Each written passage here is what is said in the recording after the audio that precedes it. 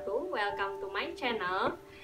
Di video ini aku mau ngebahas tentang bentukan kata atau word formation. Jadi ini berangkat dari aku seringkali ngeliat terutama di sosial media. Jadi ada beberapa kata yang ejaannya itu hampir mirip, tapi dia maknanya itu juga saling terkait, tapi menggunakannya kurang tepat. Kayak misalnya bernafas atau nafas, itu kan breathe and breath. Nah, biasanya itu yang aku lihat nih teman-teman, ada yang kurang tepat penggunaannya atau penempatannya dalam kalimat. Nah, di sini aku mencoba meluruskan supaya nanti teman-teman kalau menggunakan kata-kata tersebut bisa dengan tepat atau lebih baik lagi. Let's jump to the video. Baiklah teman-teman, ini aku langsung aja kasih contoh kalimat untuk tiap-tiap kata yang serupa tapi tak sama ini ya. Jadi di sini ada yang pertama yaitu breath. Breath itu nafas ya artinya, dengan atau versus breathe.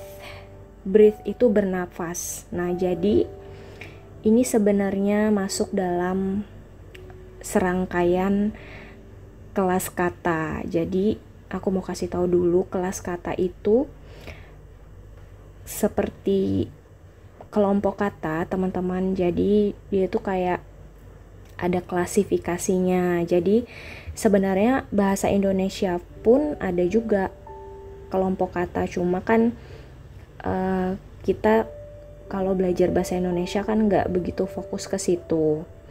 Nah, kebetulan bahasa Inggris ini juga ada, sama kayak bahasa Indonesia. Dia ada kelas-kelas katanya. Jadi sebenarnya sadar atau tidak kita sadari, sebenarnya kata-kata di dalam bahasa Inggris itu pun dia ada kelas katanya, kayak kata sifat, kata kerja, terus kata keterangan, dan juga kata benda. Nah, jadi sebenarnya ini berkaitan dengan hal itu. Oleh karena itu perlu kita pahami juga, karena kalau kita paham maknanya, kita pun bisa dengan mudah membuatnya ke dalam suatu kalimat atau menggunakannya dalam suatu ucapan. Nah, untuk dua kata ini ya, breath dan breathe, jadi aku kasih contoh yang pertama dulu. Misalnya untuk yang breath ini kan artinya nafas ya, itu termasuk kata benda. Jadi kita bisa bikin kalimatnya seperti ini. Let's take a deep breath. Jadi bacanya breath ya teman-teman, jangan sampai kebalik. Nah, ini artinya adalah let's take a deep breath ini, mari kita mengambil napas lebih dalam atau dalam gitu. Biasanya digunakan para trainer olahraga atau guru olahraga kita. Misalnya ketika kita mau melakukan pendinginan ya pas habis olahraga, ayo kita ambil nafas, atau misalnya mau memulai olahraga itu ayo kita ambil nafas dalam dulu. Nah, ini bahasa Inggrisnya let's take a deep breath. Jadi breath ini artinya adalah nafas ya teman-teman. Dan biasanya dia bisa berdiri sendiri gitu. Maksudnya kalaupun dia cuman sendirian tanpa kalimat utuh, dia punya makna misalnya gini, kayak gini, deep breath, nggak ada kalimat yang harus ada subjek seperti itu tetap maknanya nggak gantung gitu. Jadi nafas dalam gitu. Dan untuk yang kedua ada kata breathe ya, yang ini itu breathe cara bacanya, yang artinya adalah bernafas. Nah, walaupun dia sama-sama berkaitan dengan nafas ya, tapi bedanya adalah yang breathe ini, yang kedua ini, dia itu adalah kata kerjanya, jadi aktivitas yang kita lakukan teman-teman. Makanya dia beda dengan yang breath tadi. Nah, untuk contoh kalimatnya seperti ini. Okay, people deserve the right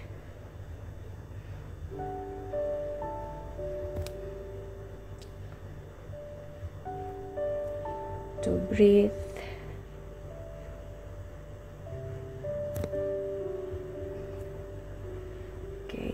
to breathe clean air.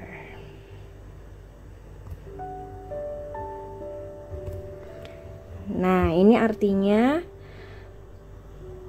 orang-orang berhak untuk mendapatkan udara yang bersih atau bernafas dengan udara bersih, seperti itu. Jadi di sini artinya bernafas. Orang-orang berhak untuk bernafas dengan udara yang bersih, seperti itu. Nah, jadi kalau kata ini kan kata kerja ya, untuk breathe ini beda dengan yang breath tadi. Breath tadi kan nafas, dia kata benda yang biasanya dia diikuti dengan kata sifat kayak gini untuk menjelaskan atau membuat dia lebih jelas. Nah, tapi kalau breathe ini dia namanya kata kerja, jadi kalau dalam kalimat itu dia biasanya berada di tengah-tengah yang menerangkan suatu aktivitas yang dilakukan gitu, yang berkaitan dengan nafas tadi. Nah, di sini kan kita bisa lihat ya, di sini subjeknya, terus juga ini kata kerjanya juga seperti itu. Ini subjek. Jadi people, orang-orang berhak bernafas dengan udara yang bersih, seperti itu teman-teman. Itu bedanya. Jadi bedanya itu selain maknanya, penempatan dalam kalimat itu juga dia berbeda, seperti itu. Sekali lagi aku mau tekankan kalau breath itu adalah bisa ditaruh di belakang ya, di belakang kalimat, karena dia kata benda. Tapi kalau misalnya kata kerja kayak yang breathe ini, dia biasanya harus ada aktivitas, maksudnya harus ada objek yang bisa membuat dia lebih jelas, seperti itu. Nah, ini kita lanjut yang kedua ya teman-teman, ada different versus difference, yaitu berbeda dan perbedaan. Di sini kita bisa simpulkan jelas ada bedanya ya teman-teman antara different dan difference. Lain kalau yang akhiran hurufnya ini ada nt atau nt, itu berarti artinya berbeda. Kalau misalnya yang difference pakai ce akhirannya, itu adalah perbedaan. Nah, di sini aku ada contoh ya. She is different from the others, yang artinya dia berbeda dari yang lain. Nah, di sini posisinya itu dia sebagai kata sifat yang menerangkan si cewek ini. Artinya cewek ini berbeda daripada yang lain gitu. Dan yang kedua, what is the difference between you and me? Artinya apa yang maksudnya apakah perbedaan antara kamu dan aku gitu. Ini perbedaan artinya. Jadi untuk different ini dia tidak bisa, kalau yang different pertama yang artinya berbeda ini tidak bisa ditaruh di sembarang posisi dalam sebuah kalimat ya teman-teman, karena dia ini kata sifat, jadi dia harus memperjelas objek, sebuah objek, baik itu orang sebagai subjek ataupun kata benda lain gitu. Jadi dia nggak bisa ditaruh di belakang tanpa objek lain yang menemani. Misalnya ujuk-ujuk kalian di sini tulis, kalian hilangkan she is-nya ini langsung aja different from the others, kayak gantung. Misalnya kalian cuma nulis ini nih, kayak gantung artinya tuh gitu. Jadi dia harus memperjelas objek lain ya. Kalau lebih ke analisanya sih begitu ya teman-teman, biar kalian juga bisa paham kenapa sih kok nggak boleh dipakai di sembarang posisi dalam kalimat gitu. Nah tapi kalau yang what is the difference between you and me, nah ini boleh ditaruh di depan, boleh ditaruh di tengah kayak gini, terus boleh juga ditaruh di belakang, tergantung kalian mau membuat kalimat seperti apa. Tanpa ada objek lain pun ini nggak masalah gitu maksudnya, beda dengan different ya. Jadi secara harfiah atau arti sebenarnya different itu berbeda dan difference perbedaan gitu. Paham ya teman-teman? Jadi kalau kalian mau bilang oh ini beda banget nih, berarti pakainya oh it's different. Tapi kalau kalian berbicara masalah perbedaan, misalnya perbedaan antara film A dengan film B, berarti pakainya difference, yang pakai yang akhiran CE itu. Oke, ini yang ketiga teman-teman, ada beautiful versus beauty. Oke, beautiful pastinya kalian udah tahu ya, artinya cantik, dan ini termasuk kata sifat atau adjektif. Sama seperti different yang pakai T tadi, jadi dia harus ada objek yang untuk diterangkan. Terus beauty itu adalah kecantikan, dan ini termasuk kata benda. Di sini aku punya kalimat yang pertama, my mom is beautiful. Ibu saya atau ibuku cantik gitu. Jadi ini kalimat yang sederhana ya, cukup sederhana. Jadi ada subjek, predikat, dan ini adalah keterangannya gitu. Jadi dia menerangkan si subjek ini, beautiful, cantik. Atau misalnya kita mau bikin beautiful girl gitu boleh ya, artinya cewek cantik. Jadi beautiful atau kata sifat yang lain itu dia harus begini, fungsinya itu seperti ini polanya, menerangkan orang atau kata benda sebagai subjek, terus ini juga menerangkan objek supaya lebih jelas gitu. Yang kedua, Nina is visiting the beauty skincare. Nina sedang mengunjungi perawatan kecantikan kulit atau sebuah tempat perawatan kecantikan kulit. Nah, di sini kita lihat beauty skincare. Ini sebenarnya kan kata benda, ini kata benda juga. Nah, kalau misalnya kalian taruh di sini beautiful. Nah, kalau misalnya kalian taruh di sini beautiful ya. Beautiful skincare, maknanya itu akan beda teman-teman.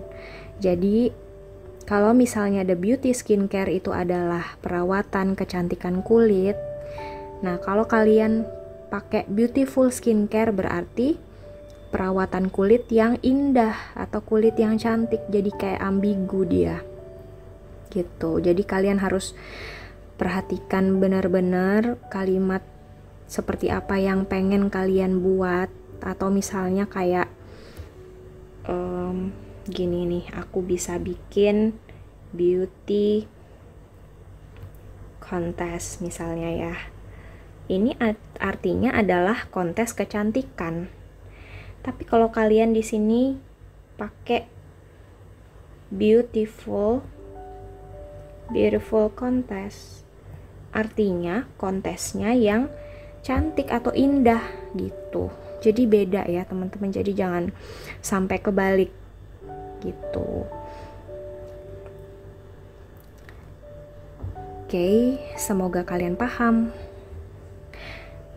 Nah, ini yang terakhir teman-teman, yang keempat, yaitu save yang pakai V versus save yang pakai F ya. Jadi ini aku sering banget dengar, terutama lihat ya di sosial media, orang-orang itu ketukar.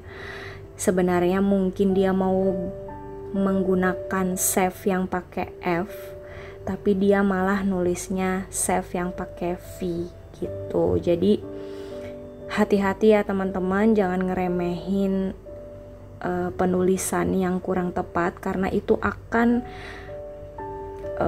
memberikan makna yang berbeda atau arti yang beda jadinya gitu. Oke. Aku lagi-lagi punya contoh biar kalian bisa paham. Jadi nggak cuman mengimajinasikan, tapi juga bisa melihat gimana sih kalau dia digunakan dalam sebuah kalimat gitu. Jadi yang pertama ada I will save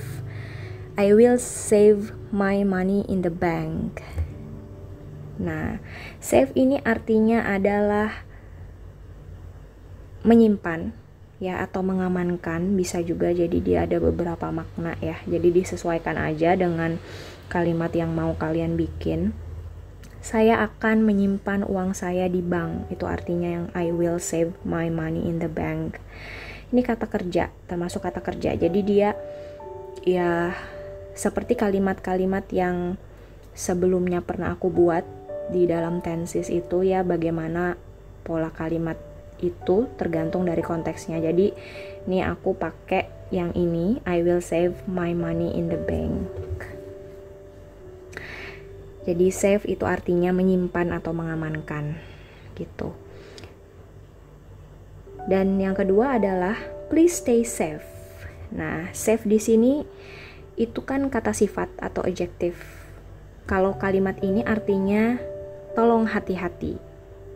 Atau kalau misalnya diartikan satu-satu, stay safe itu adalah tetap aman ya, hati-hati ya gitu.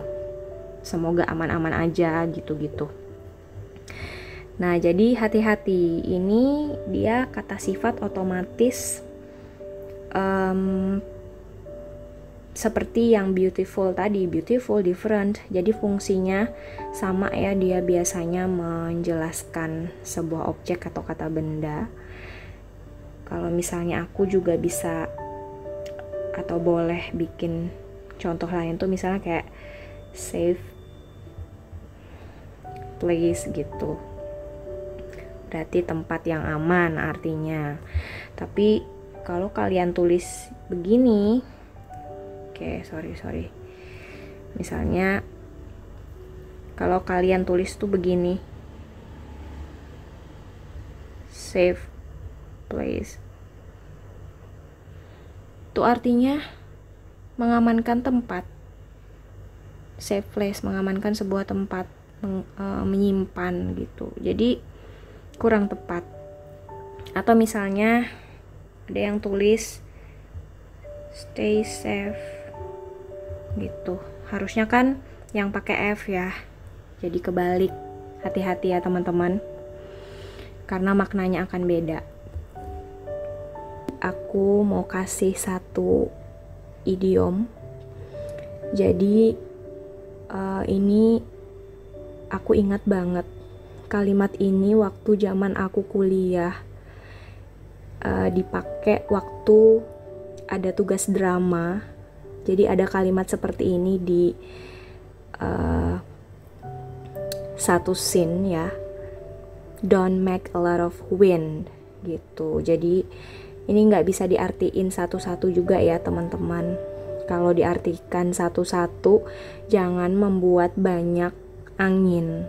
Jadi bukan itu arti sebenarnya, tapi lebih kepada jangan membuat keributan. Jadi itu artinya teman-teman. Dan ini aku ingat banget karena waktu itu aku pakai sama teman-teman aku di tugas drama kami, English drama gitu. Jadi ada dialog yang ceritanya waktu itu anak sekolahan terus pada ribut di kelas, jadi ada yang nyeletuk don't make a lot of wind gitu, yang artinya jangan membuat keributan atau jangan ribut gitu.